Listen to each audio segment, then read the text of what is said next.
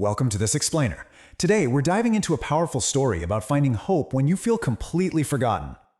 Ever prayed for a massive miracle, but felt like God was just a bit too late? Exhausted from waiting? Honestly, this remarkable story might completely flip your perspective. Let's get into it.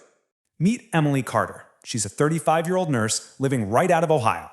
At church, everyone loved her smile, but inside, she carried the deep, hidden pain of infertility. 10 years of prayers, 10 years of hope, and 10 years of crushing disappointment. Crying over her Bible, she constantly wondered why doctors and treatments just kept failing them.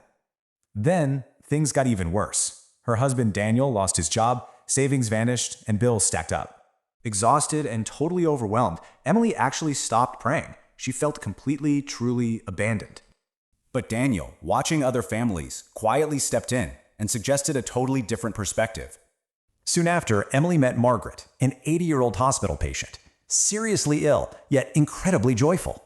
When asked about that joy, Margaret dropped this profound lesson. God is always right on time.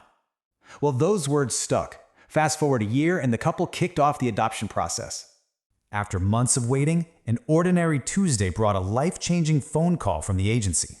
Holding her newborn daughter, Emily wept, realizing God hadn't ignored her prayers at all.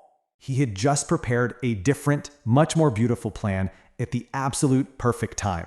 1 year later, their home was finally bursting with laughter and so much daily gratitude. So the core takeaway here, if you're waiting today, don't lose hope and don't stop praying. Because even when you literally can't see it, God is still moving behind the scenes. Ask yourself, what beautiful story might be getting written behind the scenes of your waiting season?